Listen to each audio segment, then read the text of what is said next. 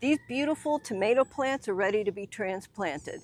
And then I remember, I'm going to transplant them, and the next day I'm going to go out, and half of them are going to be mowed down by cutworms. And then the ones that make it, they grow into these beautiful bushes, make tomatoes, and then the stink bugs come and sting them all. I've learned from experience that if you wait until you see the problem, it's already too late. So this year, I'm being proactive. I'm going to go after them before they get my plants. I've got a 1-2 punch, and I'm going to keep those cutworms and the stink bugs from getting my tomatoes. All I have needs, I have not provided. It's important to get these guys off to a strong start. So I'll show you what I'm doing to make sure that they're growing into a beautiful, healthy plant. So let's get started. So I'm going to make a little trench sideways, and then I'm going to add some supplements here. I'm going to start out with just a little bit of triple superphosphate, just a little sprinkle, not much. You don't want to overdo it. And then I'm going to add just a little sprinkle sulfate of potash. Those two supplements will make sure that your tomatoes are going to have enough energy to make flowers, which then turn into fruit. And then my soil is alkaline, so I always add a bit of sulfur. Now, sulfur is also good for the tomato plant as well, but I add these supplements because of a soil test that I've done, and I also know that the phosphate and the potash is really good for producing a lot of tomatoes.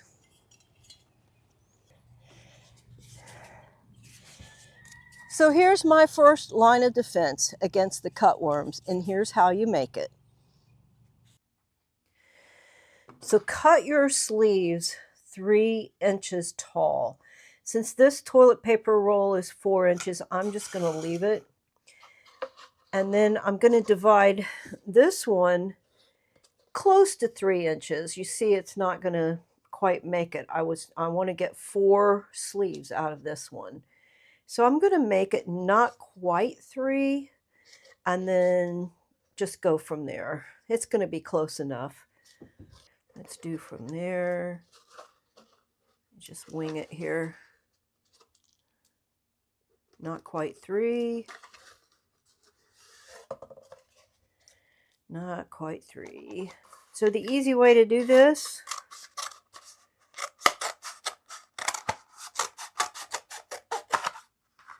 just cut it open like that.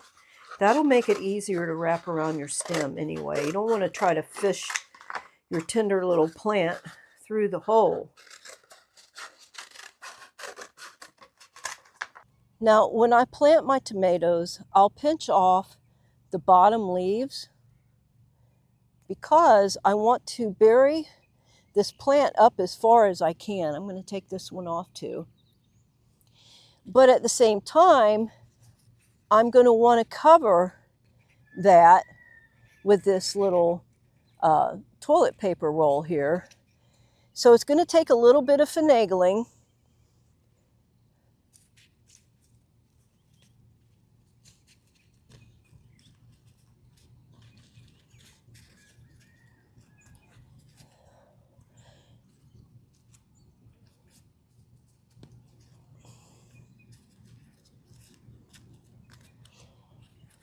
You want the roll to be deep enough where the worm is not going to get in there.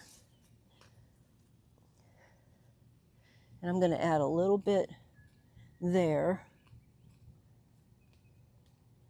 Once your tomato plant gets taller, give it a couple of weeks. You can come back, and if this toilet paper roll has not deteriorated, you can go ahead and just pull it out, just very gently. So that one's done. So now you see that the roots are down where I put the supplements. The stem has been covered with dirt, so it will start new roots. And then this plant is going to get off to a strong start. Then I forgot to mention that I also like to add bone meal. So I had to go back to the one that I already planted and stir in a little bone meal into the top of the soil.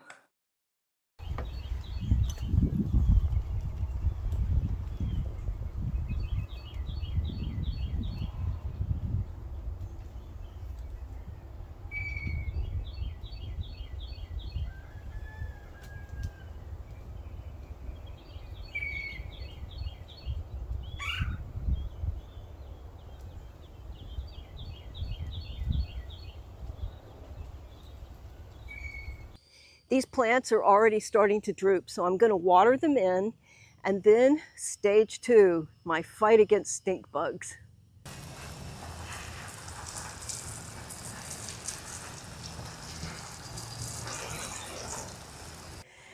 My garden is organic, and so I'm not willing to use any pesticides. But when it comes to stink bugs, well, there's not any pesticides that'll take care of them either. I once asked a farming friend of mine who's had many years of experience, what do you do to get rid of stink bugs? And she says, an atom bomb. So what we're gonna do is I'm gonna put this tomato cage in here already. I'm gonna have to do it anyway. And I'll just get them up ready now.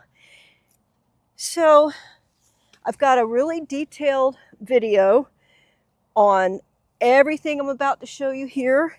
So be sure you check that out so you can find out exactly what kind of netting that I'm using.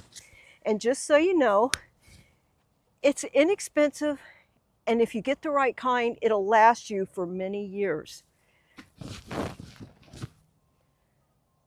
Before I put the netting up, I just wanted to show you how I've positioned these tomato cages. You see there's one tomato plant per cage here, and here, and here, and here. Those are all homestead tomatoes, and they get pretty big. But these tomato plants from here to the end are my own plum tomatoes for that I've saved the seeds from. And those plants don't get as big. They'll get significant sizes, but you see I have put this tomato cage kind of in between some of the plants, but close enough so that when they start growing, I can thread them up through to the inside of the cage. While I'm finishing up here, I wanted to share a couple of things that I don't think I mentioned in the first video about your netting. You do want it to be a really good, strong netting. Don't get tulle. It's not strong enough to withstand the weather. Get the netting that reviewers will say it made a really good scrubby for scrubbing your dishes. That's how heavy duty you need it to be.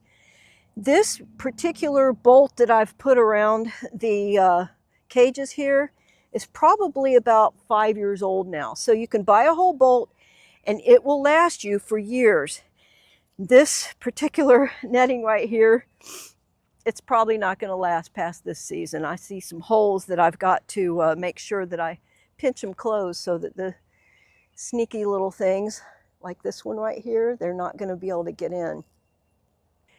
You also need to get the widest width that you can. 45 inches is really not quite enough. If you can find 60, get 60 inches. 45 doesn't quite make it to the middle, and I like to have extra so that I can fold it up in around itself so that the bugs can't figure out a way to wiggle in between the folds. So do get 60 inches wide and get a strong netting. And a couple of things I want to share with you. I can't stand AI. You'll never see AI, anything on my channel. I don't even go to Chat GPT and try to figure out what you guys need to see. I've been gardening for 30 years and I just share my knowledge, and that's the way it has to be. So that's my promise to you.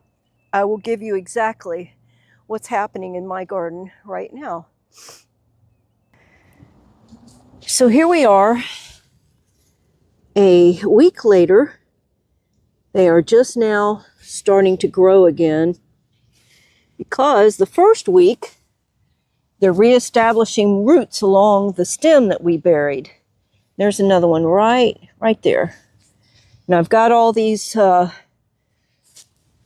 plants in the pots because I didn't want them to be exposed to any insects either. So those are almost ready to transplant too. And those are going to go right over here in the bed that had carrots.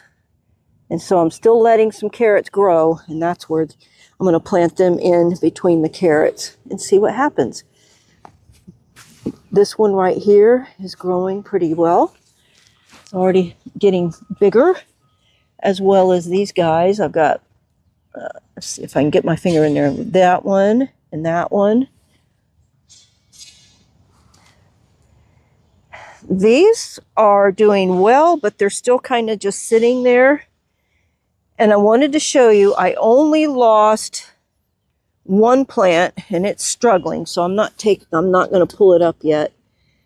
And I couldn't believe it. You see the paper roll is still around it, but I caught some ants in there.